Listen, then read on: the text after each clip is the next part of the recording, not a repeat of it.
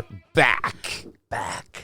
Dave, it's been a whirlwind of a week, my friend. Yes, it has. A little over a week, right? A little over a week. Two Eagles games. 2 Eagles games. Nail biters. Both of them, yeah. Yeah, soaked, wet, moist. Moist. They would say moist. My wife hates that word, moist. Most women do. But you know what I love? A moist cupcake. I like a moist vagina, too. Right? We're 43 seconds in. Sorry. And we have an official sponsor. We have a sponsor. We have a sponsor. We have a sponsor. What the sponsor is going to sponsor the ketchup. Ketchup.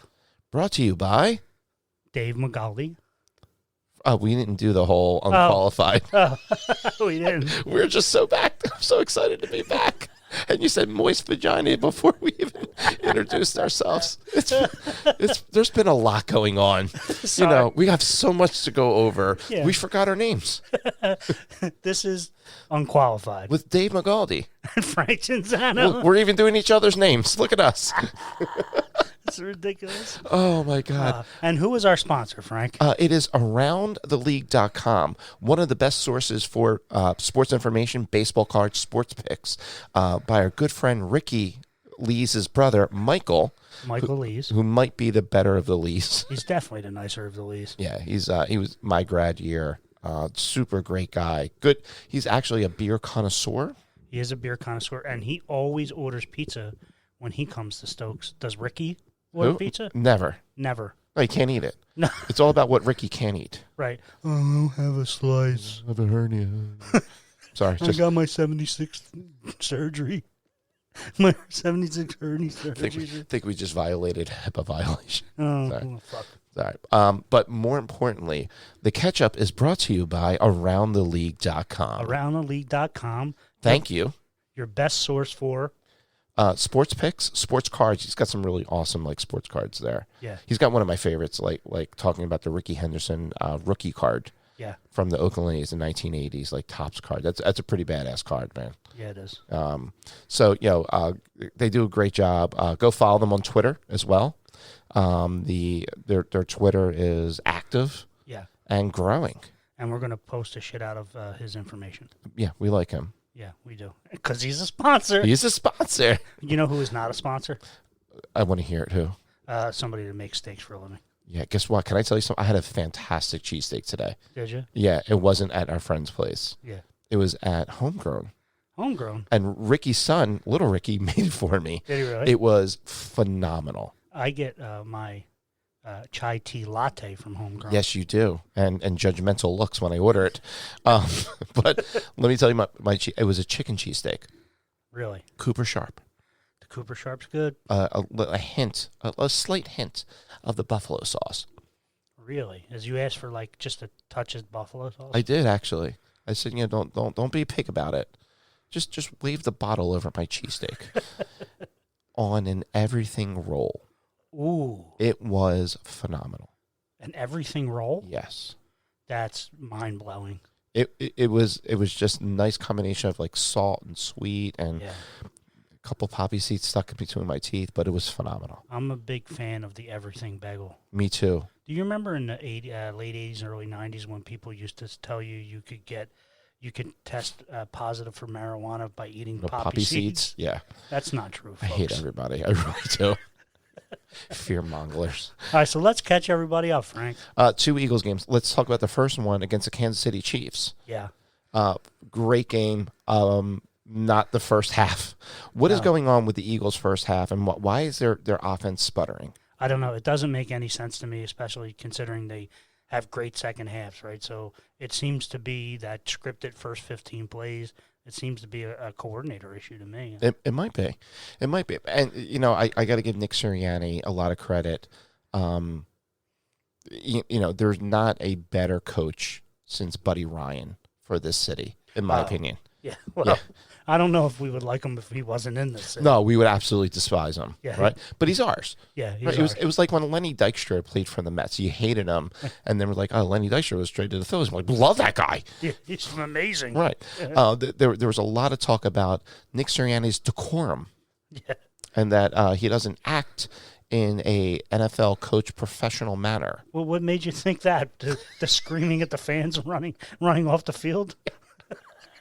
But the NFL's acting, and these buffoons are acting like other coaches didn't do that. Like John Hardball. Yeah. Right. A Bill Cowher, who's the guy that's coaching out in Denver right now that was at the Saints. That dude. Yeah, that hand job. Yeah. Well, he won a Super Bowl. Yeah.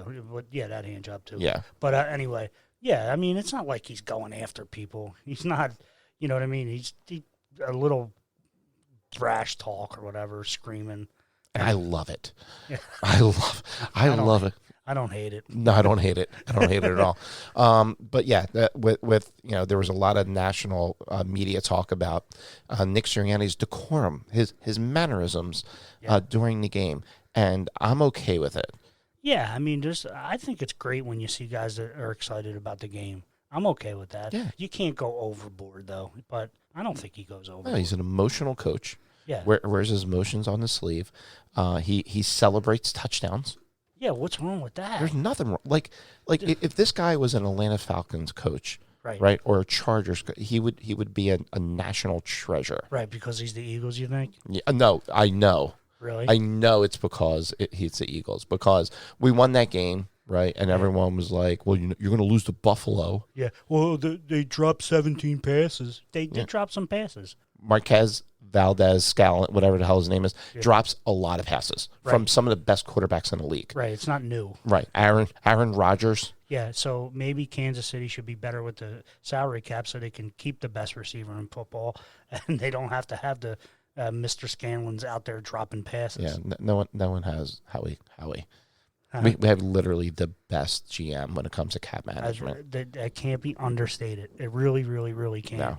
No. I mean, we get to keep guys that can play, and we don't have to walk away from them ever. No, and now they're bringing in other veterans on really cap-friendly deals. Yep. Yeah. So it was a great win for the Eagles against Kansas City Chiefs, a little bit of a revenge game. Yeah. And then we have the Buffalo game. Well, real quick, it was nice to see Travis Kelce fumble a ball late in the game. I'm just saying. Are you a little competitive? Because someone's history of what podcast they listen to more, and yours was number 3, and New Heights was number 4. Number 4. You're number 4. Looks like they're fumbling in the rankings to Angry Dave. So, I mean, at least one person listens to me more than the New Heights podcast. Yeah. It's a good podcast, though. It is a good podcast. Yeah. They're good. They're good together. They're funny. They're funny. Travis has been very quiet the last couple weeks. Yeah. Yeah. I actually don't listen to their podcast. I do see their clips all the time, and I do stop, and I like the clips. I like it. The only thing I watch is the clips, and apparently the people who listen to our show only watch our clips as well, as we have over 16,000 views on our social media clips in the last 30 days. We do. And that's why we have a sponsor. We have a sponsor. All right, so the second game, the Buffalo game, similar, really. We go down 10 points at halftime. I mean, it's a similar game. Yeah. And then we dominate the fourth quarter. Yeah, and we gave up too many yards, right? Way too many yards, yeah. You know what the best friend for a defense is? A running game. We have it. We have it. But sometimes we use it. And then sometimes we use Kenny Gainwell. I fucking hate Kenny Gainwell. It's not – I feel bad that I hate the kid because I'm sure he's a perfectly nice human being. They love him. Yeah. The Eagles love him. Why? I don't know. Why? I don't get it. He's smaller and slower. Yeah, and he fumbles too. And he likes to fumble the ball. Yeah, I don't get it. Jay, guess what? True leader, right? He took the blame for that fumble. Yeah. Right. Yeah. When the replay clearly indicates that was Kenny's. Yeah, like he just refused the ball. He's like, nope. Yeah, I'm not closing my hands on the ball. Like a father that just found out the results on Mary Povich. You are not the father. Yeah. He spread his arms out very wide. Nope, not me. Nope. I'm not bringing that motherfucker home. Oh, my God. Oh, God. But, the Unqualified podcast is definitely being upgraded these days. Why is the that? sound is better. Yeah, the sound's better. I learned how to use my equipment. Yeah, we have sound effects. We have sound effects. And we're gonna have some audio clips. We are. I guess I can turn that cricket noise You off. can. Thank you. I gotta be. Maybe I should shut my mouth over. Yeah, I probably should shut my mouth while you're playing the little clips. Your buttons are labeled. I just saw that. Yeah. Nice. Huge game by the Eagles. A lot of chirping. It was a chippy game. It was a chippy game. Jason Kelsey would like to file a complaint against Phillips for that bull charge on Cam Jurgens, by the way. Is that right? Yeah, so and I think that was intentional. Yeah. That if they're not going to stop it, we can't stop it. Oh, right. That hey, I'm going to blow this off sides and I'm going to hurt somebody. Yeah. So then now next year that they can get it taken away because it's so dangerous. Yeah. Because that's the only way that this thing's going to get taken away, right? Right. Because they're going to say it's dangerous, which is not a fucking dangerous play. Dave, it's my favorite play. Dude, it is football. It is exactly what 1930s football was. Exactly. It is. They didn't have helmets. Right. They had a leather jacket on their head. A tiny, That Colodro's leather jacket. yo, boy, how you doing, eh? I don't need no helmet. So it's fun to watch. I love watching it in the replay. Yeah. I love watching the defensive line surf on top of our offensive linemen while we pick up the first down. And then then Jason Kelsey getting off from the below the pile of having about 10,000 pounds on top of him. If you really want to appreciate Jason Kelsey even more, yeah, man. Brian Baldinger does a video clip of him, his chip blocks, his bull rushes, his pancakes. Like, he is just playing at such a high level. Who pulls the fucking center? Like, that doesn't really exist. No. Right? No. You know what I mean? He's unbelievable. You know who's quickly becoming my new favorite Eagle too? Oh. Landon. Landon Dickerson? Yeah. He is such a bully, and I love it. I saw him on their podcast, and he seems like a nice kid too. Yeah, he seems like him and Mailata have a really good, nice friendship together. Yeah. But he is an absolute bully. Yeah, he is. He's a big, strong kid. And, I actually saw those two, Mailata and Dickerson, out at a fundraiser. I was at the Eagle Stadium, and them and their wives are all palling around. They seem just like nice kids. How big is Jordan? In real life, yeah, he's fucking enormous. I Yeah.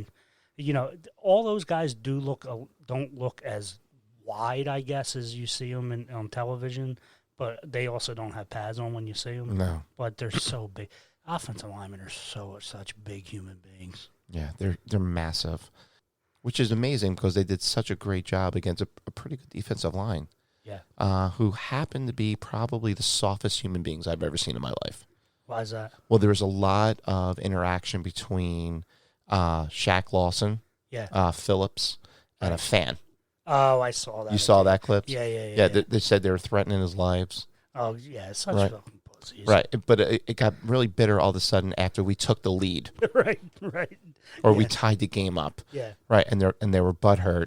And the guy, you could hear the video, and the guy was saying something about the game. He was like, yeah, my boys are going to come see about you. He's talking about the Eagles. Of course. Right. He's not talking about his boys. Yeah, right. You know, Right. the guy's sitting in $1,500 seats Right. next to Mike Trout. Right. Stop it. Yeah, right. knock it off. And he was like 3'2". Like, cut it out. Yeah. Cut it out, large man.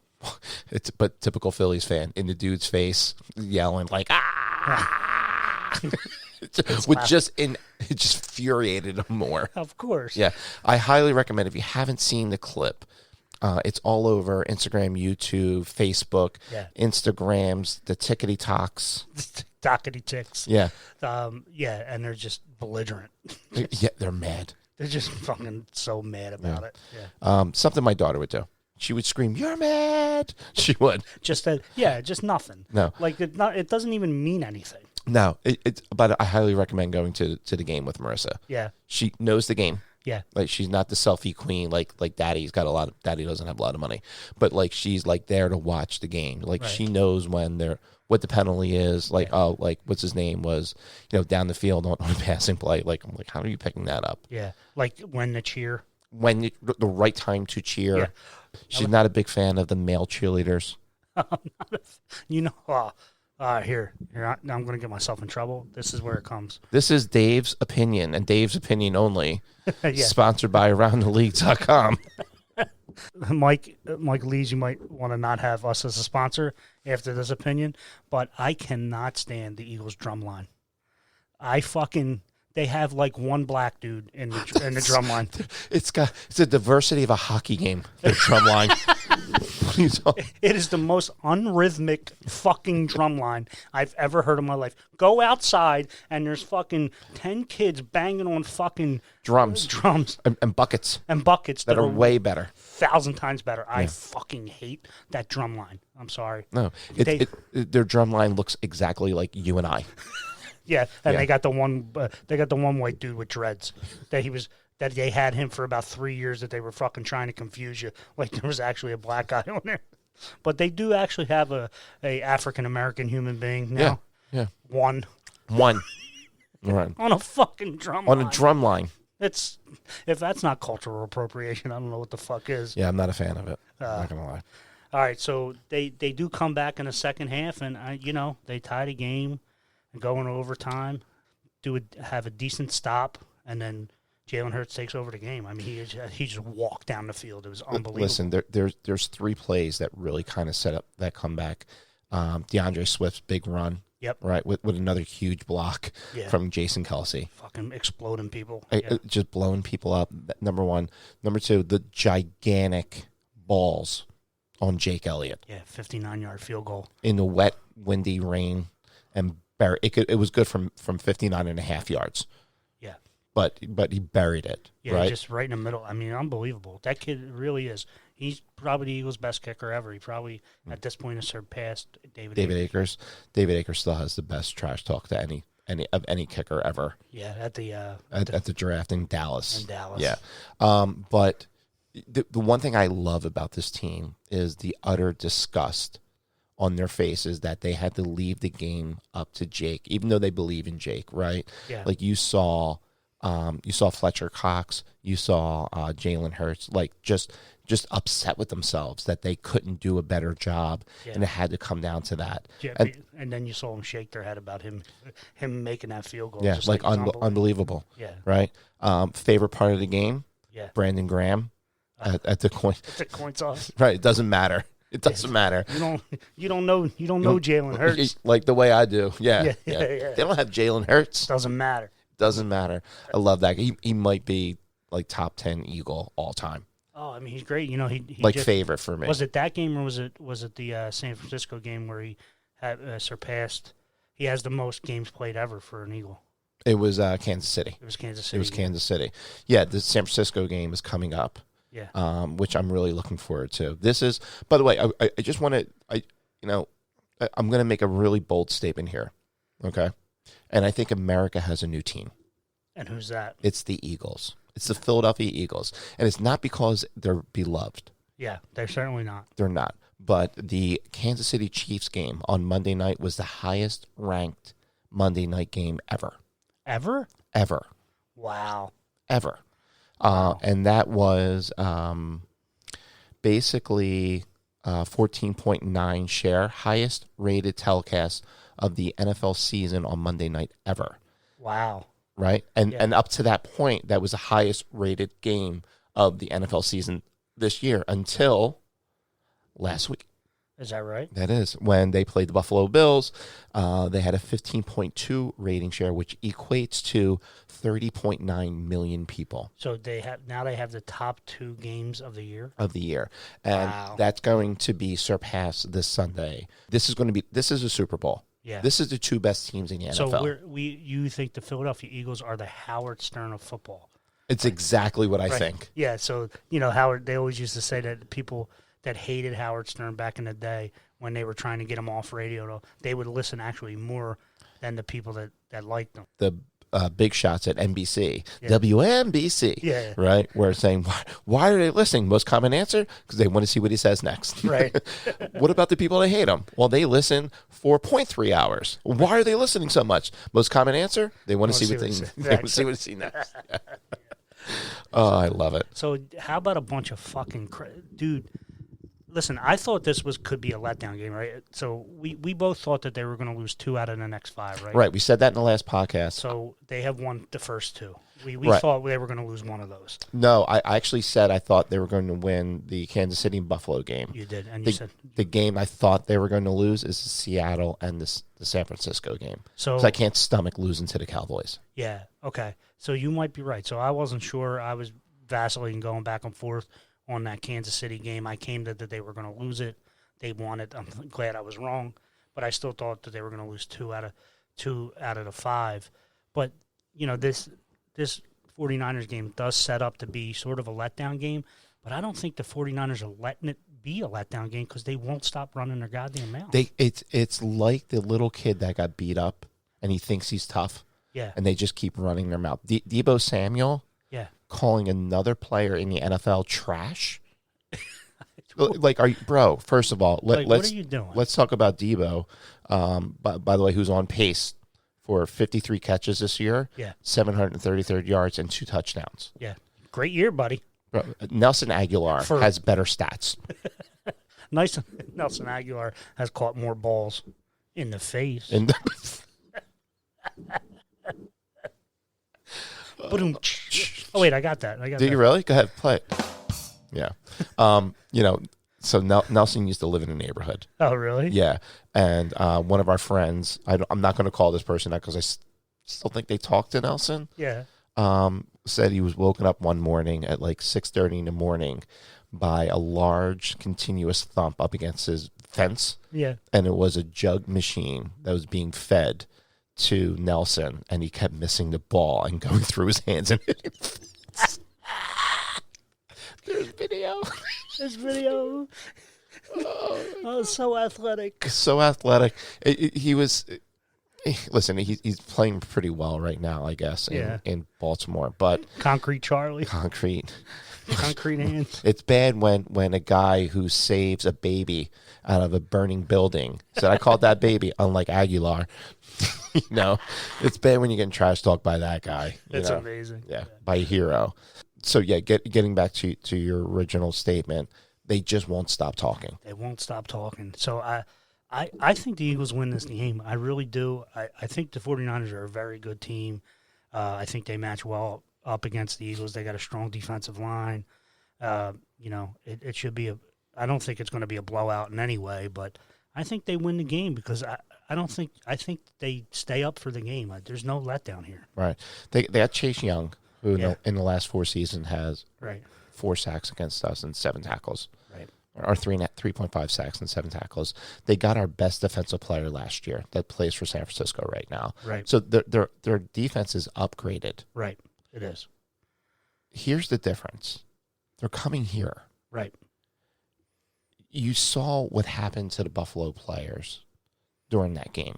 Yep. You saw what happened to Nick Bosa before the NFC Championship game last year. Right. He couldn't make it into the building. Without losing his mind. And he wasn't even playing. No. And he got rattled by a dude from Mayfair, right? Yeah. With 17 teeth. Yeah, 3 of them is not his. Right. So, hey, Bosa, enjoy watching your brother play on like you today. Like, it was just brutal.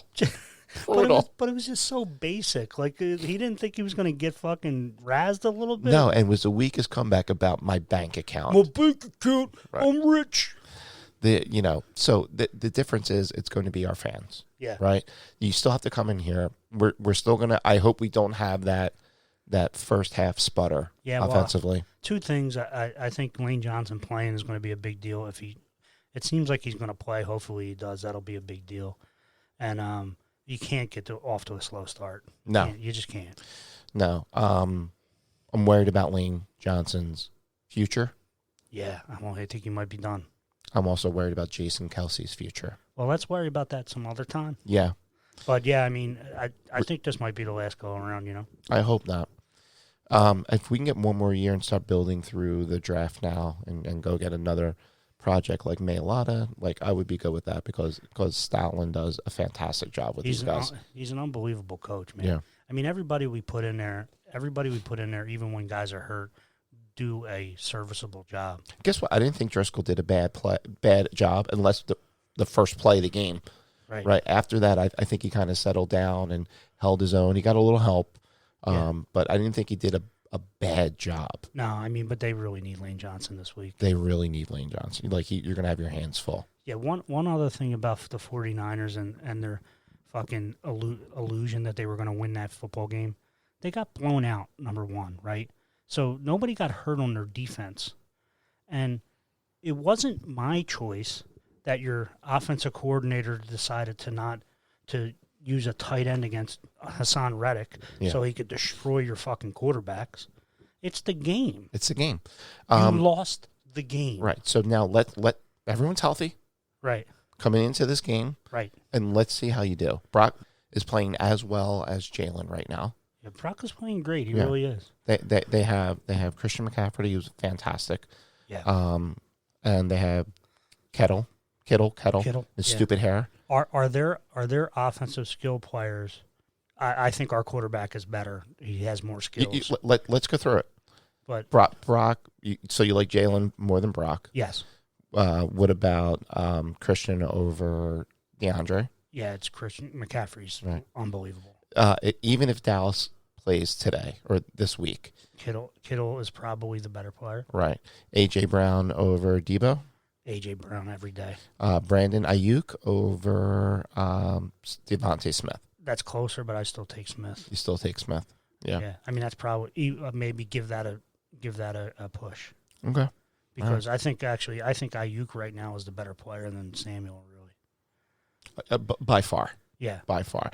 What makes Debo difficult to guard is they use him in jet sweeps. They put him in backfield. Yeah. It's a big boy. He can run. He's big. Yeah, he's basically, I mean, he's been playing a lot of running back or whatever. So. Yeah. It's going to be a good game. I'm telling you right now, this is the Super Bowl. Yeah. My expectation is I think we're going to be over 35 million, closer maybe to 40 million people watching this game once the ratings come out. Yeah. That's the hot take, though, Frank. I think you're right. The new America's team, the Philadelphia Eagles, and not because you love them. Exactly. And we're perfectly fine with that.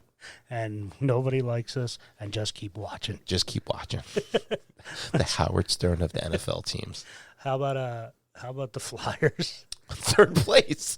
The Flyers are in third. Like, it's amazing since the last time we were on, right? They were kind of floundering a little bit. They were kind of finding a way. Yeah. Boom. When back-to-back big games again. Yeah. They lost last night. Right? They lost last night. The Sixers are playing well. I'm all in. All in. They fucking destroyed L.A. The Lakers. Wasn't even close. They destroyed L.A. and they had both their superstars, so I don't want to hear anything about that one. They've been eliminated from the in-play tournament, or in-season tournament. Yay! Thank God. Yeah. Nick Nurse blamed it on the ugly-ass court. Is that what he said? Basically, yeah. Stupid fucking Kelly Oubre is practicing with the team. That's good. He's not getting shot. Did he get shot this week? Or? He didn't get shot. Oh. No, but, I mean, obviously the conspiracy theory is he was out BMXing and working on tricks, and he got hurt. They're just listen, BMXers, bikers, it's just a special breed of people. Yeah. They're like people who really like to fish. Like, I'm a fair weather fisherman. Right. Like, it's got to be 80 degrees. Or like the skateboarders. Yeah. Guys that just like to hurt themselves. Exactly. Yeah. There's a clip I was watching really late at night when I should have been sleeping, of mountain bikers going on a race down a mountain where they started in the snow. Downhill mountain biking? Yes. And they got the real wide tires. I forget what it's called. But it's insane. I was just looking at Absurd Sports, and that was one of them. That's one of the fastest growing sports in the country or something. Are you telling me it's not hobby horse competition? It's not hobby horse competition. For anybody that I did release a video of that, it is fucking absurd. Yeah. All right, let's not go over that again. Never again. All right, what else you got? We got the Phillies signed Aaron Nola. The Phillies signed Aaron Nola. Which something that you and I talked about last podcast that we didn't think was going to be a possibility. Yeah, and we really, it's the right move. The only problem I have with the Phillies, it doesn't seem like they're going to do much else now. Well, they're still kind of in on Yaramoto. Yeah, the Japanese kid. They've been working on this for 3 years. They're being quiet about it, which I'm okay with. Okay. Yeah, it's kind of Dombrowski's move. Yeah. Is to be quiet on it. The Iron Pigs did something pretty ballsy today. What's that? They posted Shohei Ohtani in their uniform, saying he looks really good in these colors. So, I don't think you're going to get Mike Trout, Shohei, and Yamamoto on the same team. No, I don't think you are either. And not expect to have a hot dog be $104 Yeah, really. plus tax. They do need some bullpen help though. They do. And I don't know what's out there. I mean, hopefully they can find somebody that can throw late in the late innings though. Can we talk about some absurd news in hockey? We can. Can we talk about the absurd news in hockey? Can we play the video clip first? Yeah, let's play the video clip. Hold on a second. Because the audio clip, we have that now. All right, here goes the clip. Here we go. If you don't know who this is Connor Bedard. He was the #1 overall pick in the NHL draft. He's 18 years old, one of the biggest hockey phenoms in a Anaheim Duck legend, and current teammate of Bedard with the Chicago Blackhawks. Perry was brought in to be a father figure of sorts for Bedard and kind of helped groom him in his first few years in the league. This is Connor Bedard's mom. Stop it. Connor Bedard's mom is a smoke show. Connor Bedard is what, 18, 19 years old? He's 19. And this dude came in. His mom is, I don't know, in her 30s. It's someone that if you and I were single, God forbid, if that ever happened. Yeah. But yeah, we're going to swipe right. We're swiping right. On Mrs. Bedard. Swiping right and touching her nuts. Jesus Christ. Sorry. Perry fucked her, allegedly. Here's the timeline of events. So on November 8th of this year, the Chicago Blackhawks players were having a mom's weekend, where every player's mother was... Stop it. Having a mom's weekend. Do you understand how young that team is? Oh my God. When the moms are acting like it's travel hockey and they're having a mom's weekend? Holy shit, dude. It's like fucking juniors. Oh my God. How did Corey Perry get invited to that? On that weekend, when Mama Bedard was in town, they ended up... By the way, the audio video clip of that is he makes the finger going into the hole motion. Sorry. Corey Perry randomly steps away from the Blackhawks for the foreseeable future. The Blackhawks GM said his absence is a team decision, not Perry's decision. And Perry's agent said that Perry stepped away to attend to personal matters. Suspicious. Then 3 days later, this afternoon, the Blackhawks officially waived Corey Perry, taking him off the team. And here's why I'm convinced Perry actually fucked Bedard's mom. This is the Blackhawks statement. The Blackhawks have deemed that Corey Perry has engaged in conduct that is unacceptable and in violation of both the terms of his standard players contract and the Blackhawks' internal policies intended to promote professional and safe work environments. That was a mouthful, but you know what they're getting at. The Blackhawks... So, yeah, he stepped away. Corey Perry stepped away from the Blackhawks to attend to personal matters. Was that to attend to Bedard's mom's house? My God. I just want to know what this contract says. Does the contract really says you can't bang somebody's mom? I mean, there was players banging LeBron's mom. Right. Yeah. Dude's homeless now. He's homeless. He's homeless.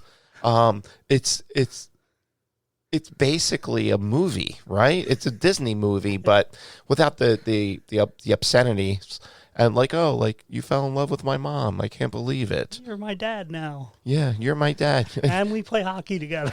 But the guy starts the video off. Corey Perry was brought in to be a father figure. Not literally. Corey Perry's a real motherfucker, isn't he? Oh, Jesus God. In the literal sense. Oh. That's not, you're not a good dude if you're doing that. That's listen, awful. I joke with my friends. I joke with you all the time. Yeah. Right, about your mom. Yeah. I would do it. Just so I said I did it. Right. Just to be a creep, but not to be into it. No, right. But No. I mean, unless it was good. Right. Unless you liked it. Call me Deborah. She listens to this guy. I know.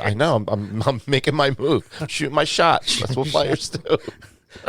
Don't even act like you went with my mom either. You wouldn't flirt with my mom. I mean, she's a little lonely now. She's a little lonely. Lonely. Apparently, she's a socialite in South Jersey. Just don't post anything on the internet. So yeah, Bedard's got his hands full.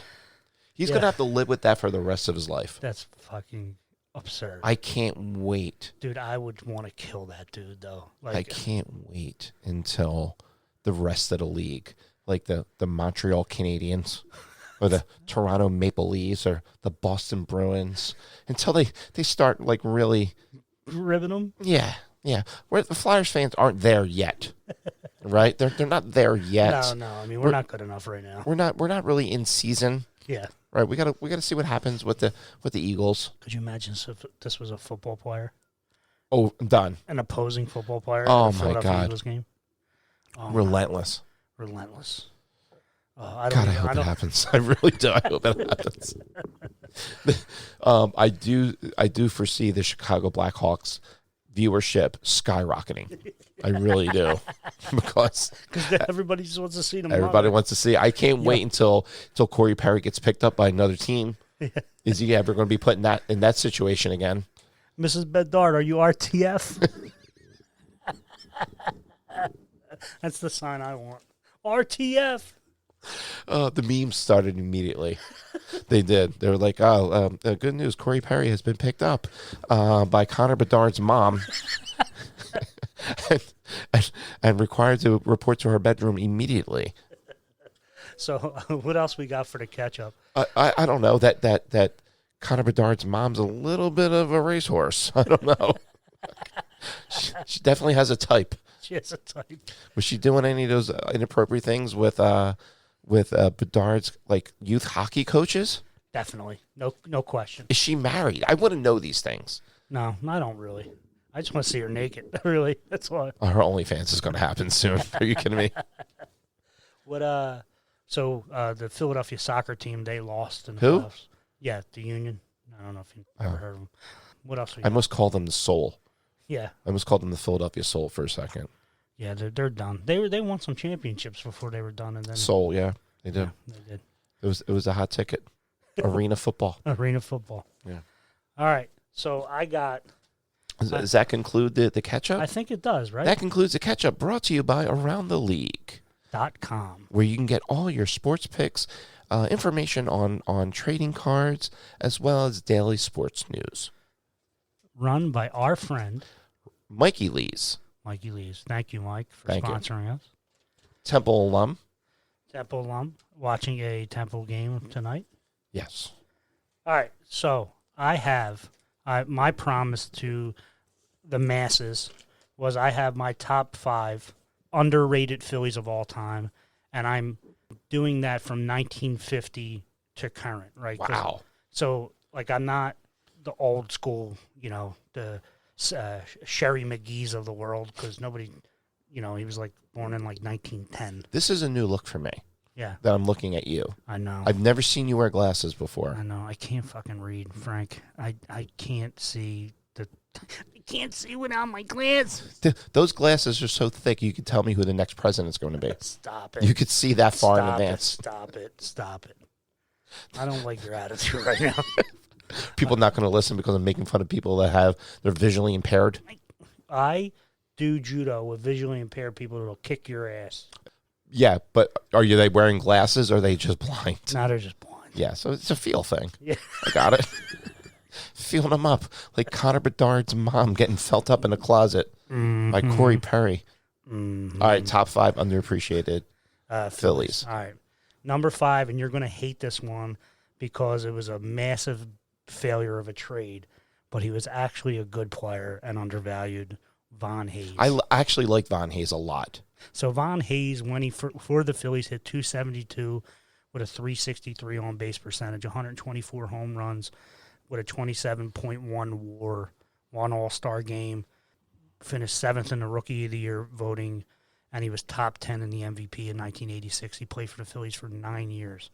And he loved playing here. He did. His 162 game average, right? So his season average for his career was 83 runs, 75 RBIs, 27 stolen bases, 15 home runs, and 31 doubles. Pretty good. It's very good. That's pretty good. That'd be a nice 6-hitter right now, right? It would be. The one thing that stands out most about me was with Von. I loved watching him play. Yeah. He didn't live up to the expectations of what our fans wanted from him. Right. But he loved playing here. He was the only Philadelphia Philly that when the last game at Veterans Stadium Yeah. took dirt off the mound and put it in his jacket pocket. Yeah. In 1986 was his best year. He led the league in doubles, runs, and extra base hits. Yeah, it's that guy right now And is making $20 million, maybe 22, maybe $23 million a that's right. year. That's right. It's a good player. Yeah. So yeah, he was. But people acted like he was trash. He was actually a pretty good defensive player too, first base and outfield, and played pretty good defense.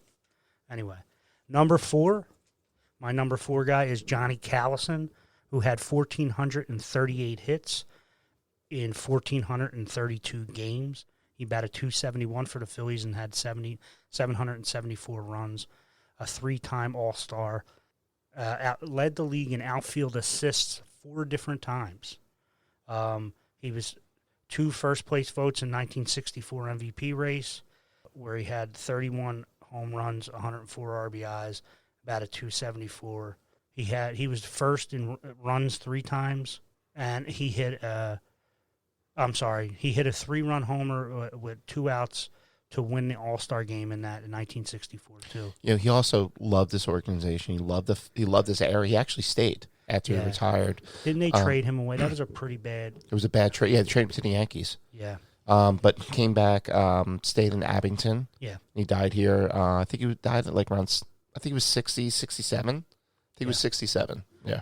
And then but his 162 game average was 80 runs scored, 72 RBIs, 151 hits, and 28 doubles in a 162 game, like his average.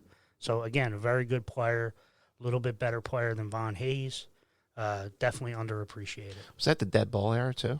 The 40s, 50s. Yeah, no, yeah, 40s, 50s. Yeah. Yeah. Number 3. So the next 3 I think are really, really excellent players, borderline Hall of Famers. Number 3 is Del Ennis. Yeah, my man could hit.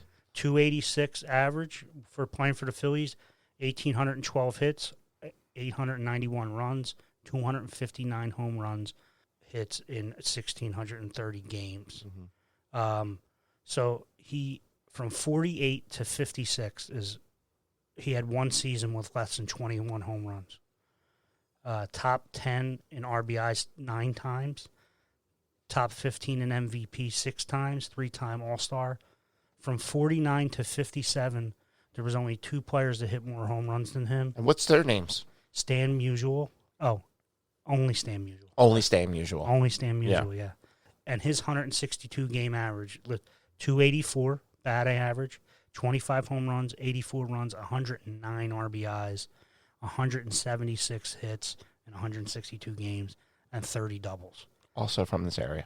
Philadelphia boy. Now that's a fucking big time contract. 162 that average is an all-star all day long every day. Over 2,000 hits, correct, for his career? 1,812. Oh yeah, total hits from over 2,000 hits. 1,812 with the Phillies. Yeah. Last year he played was what, 59? Probably. Yes. Yeah. And that was bouncing around from St. Louis, Cincinnati, and the White Sox. Right. My number 2 is another guy that got a little bit underappreciated because we got much better once we traded him away. It's our era, Bobby Abreu. You hate Bobby Abreu. I'm not a fan. I'm not a fan. Bobby Abreu hit .303 as a Philly with a .416 on-base percentage. 2-time All-Star, 1-time Gold Glove, which was a weak Gold Glove. I agree with that. In 1,353 games, 891 runs, 348 doubles, 195 RBIs just as a Philly, 254 stolen bases, 812 RBIs, 1,474 hits as a Philly. He led the league in doubles and triples once, 6 times with over 100 runs, 4 times with over 100 RBIs just with the Phillies. His totals for his 162 game average, 97 runs, 19 home runs, 91 RBIs, 38 doubles. Listen, clearly a great player. Yeah. From stats standpoint, right? But something's to be said for when a player is removed from your team, that you make a playoff run, and then what happens is that starts to build a dynasty. You're a stopgap, There is, you and I played baseball a long time. There are those great players who are selfish players that only care about themselves and their stats. They're doing things not to help the team win games. Yeah. They're just doing things to help themselves. And that was Bobby Abreu for me. Yeah, I mean, maybe that's true. I don't know. I mean, maybe those guys needed to get rid of him to feel like they can own the team too. Maybe that's part of listen, it. I've been wrong too. Well, not maybe because probably, I don't know if he's on your list, Shane Victorino. Like, I always had a problem with that dude. No, he was a nice player. Shane didn't play it long enough, I think, to make this list. Yeah. But he certainly was an underrated player. Mm-hmm. He was an underrated defensive player too. That's for sure. Now, see, that was the problem I had most with him. Really? Yeah, because I think if advanced analytics with Shane would have told you that he approaches, he comes up on a ball really well. He does not go back on a ball. So then play deep. You have a strong enough arm, and you're fast enough. Right, play deep. That you should have been playing no doubles defense constantly and being able to come up and make that play, because every ball hit over his head, he gave up on, and it drove me crazy. He had an absolute cannon, though.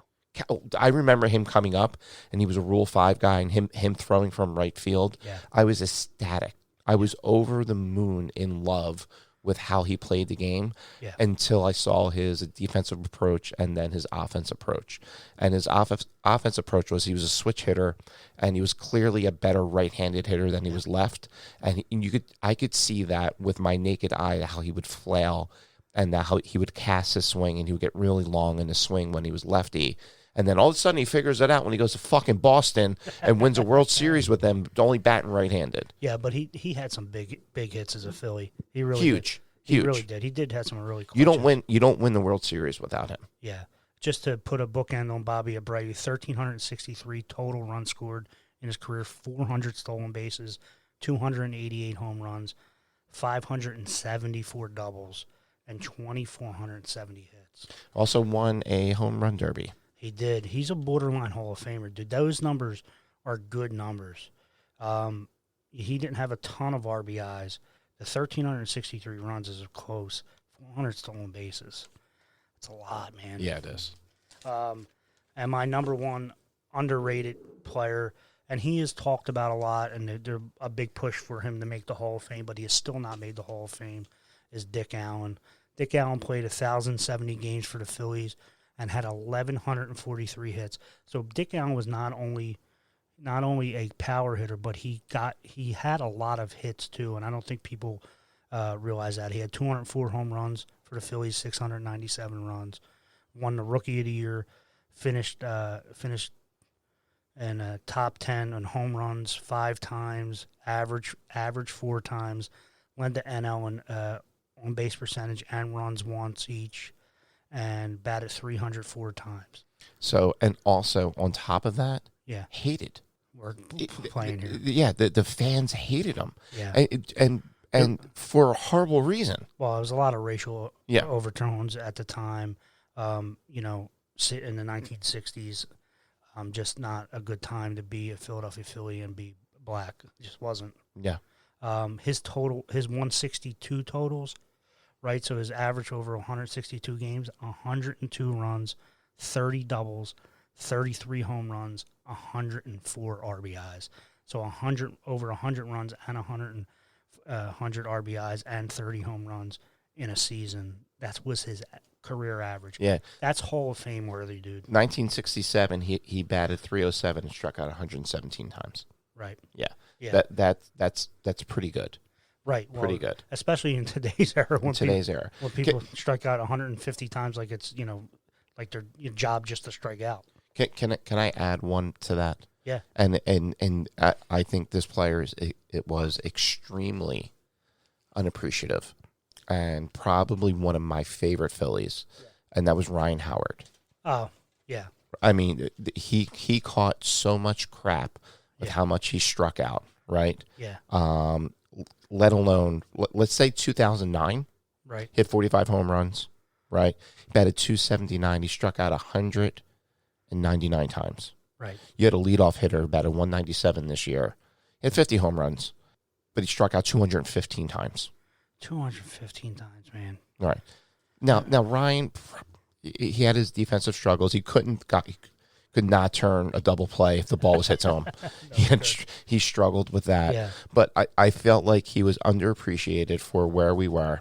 And what he meant to that era of Phillies baseball from 07 to 12. Well, the era was over once he got hurt. I mean, it was over. Yeah, you saw that he lost confidence in his lower half in his swing. Yeah. He was swinging all upper body, and it happens, right? Like you sometimes after a big injury like that in a World Series, it was the Braves. No, it was Cardinals, right? It was Cardinals game. Yeah, the Cardinals game. You're right. It's on a national stage. It's embarrassing how you got hurt. Yeah. Right?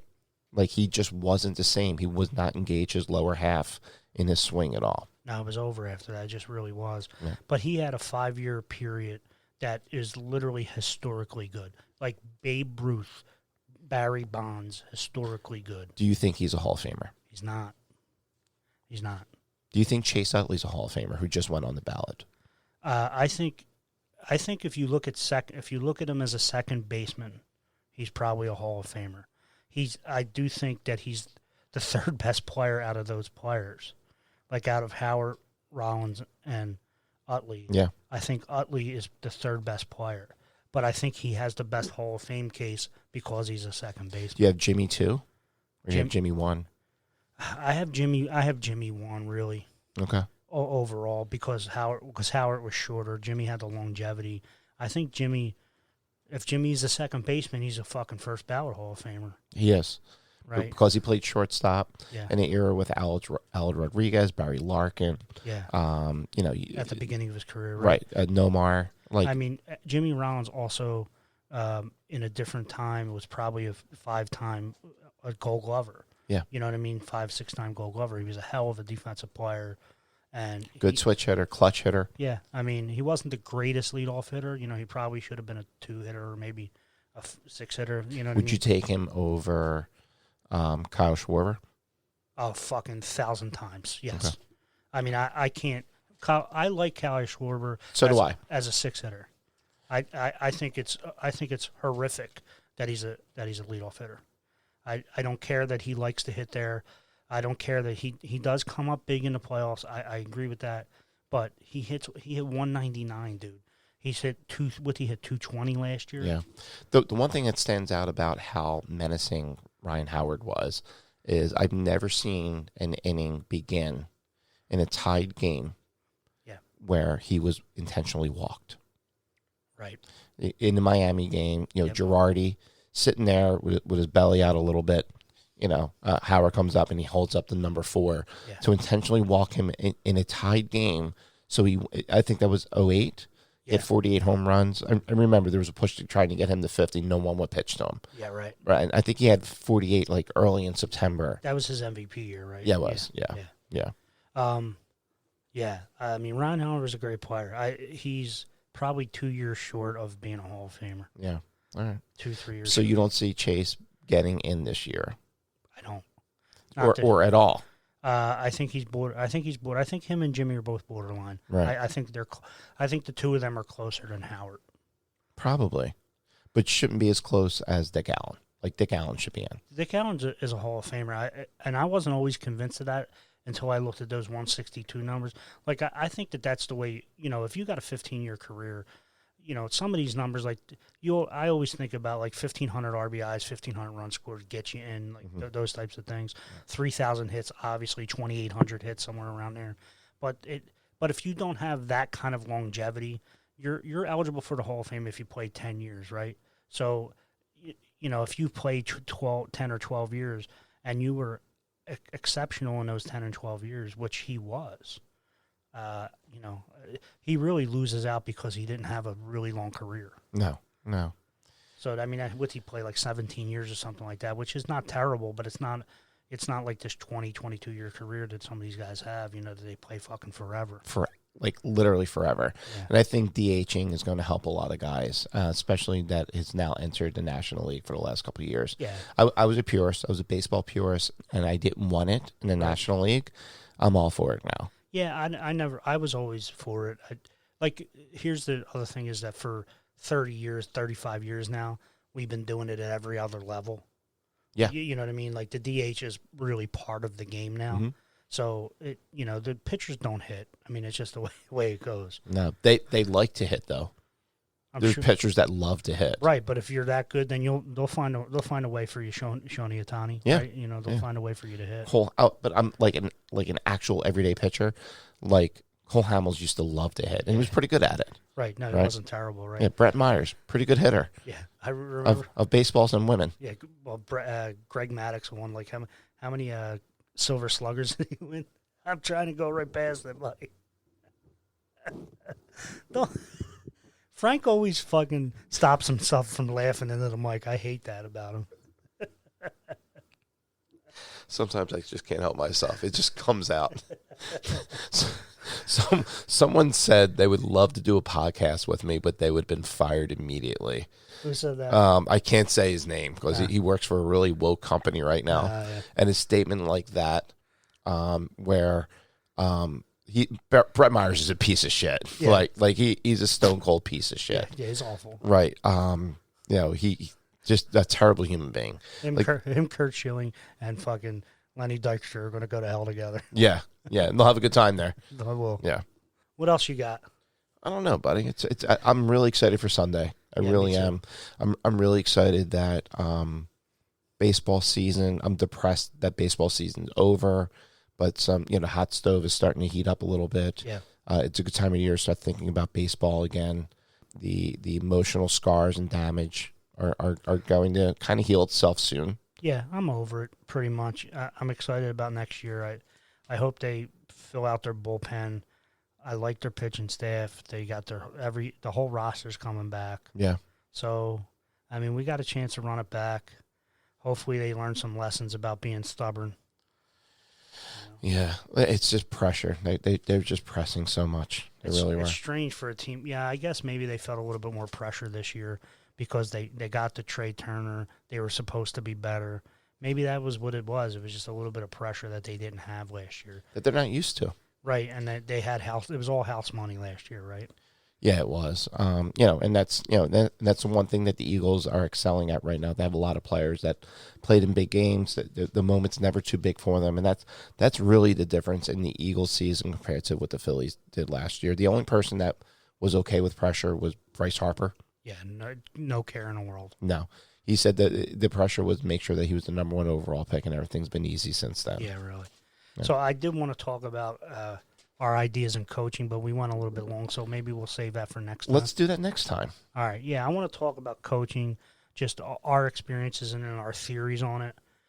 Philosophies. Our philosophies. I see a lot of this shit out here in the internet world about just like this overly aggressive approach to, just your health and just, like coaching adults to be better at whatever. You know what I mean? Just not even just sports.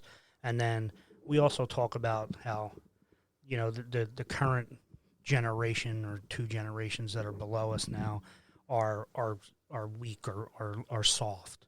And I don't know if I agree with that or not, but maybe we'll talk about that next time and talk about just coaching those generations and your thoughts on it. Well, yeah, I don't want this to be a hot take, but you can't coach people the way we were coached. Right. And that's the biggest difference right now is that coaches can adapt to that change and know that you're not coddling, right? You have to challenge differently. Yeah. And you have to hold accountable differently because the fire and brimstone coaches, the browbeating, it just doesn't work for these athletes these days. Did it work for us? That's a great question. Yeah, let's talk about it next time. All right. We're out, buddy. All right. See you later. Oh, wait, real quick before we end.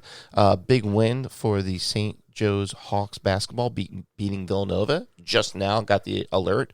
78-65. The Hawk will never die. Big Five basketball is back. Yeah. Oh, it does. Is it going to change now in Villanova without the coach? Probably. And then they added Drexel to the Big Five. Listen, Saturday afternoon matinee game at the Palestra watching Big Five basketball. There's nothing better. Maybe we'll talk about the next time I almost got in a fight at a Big Five game. I'm shocked. All right, till next time, everybody. We're out.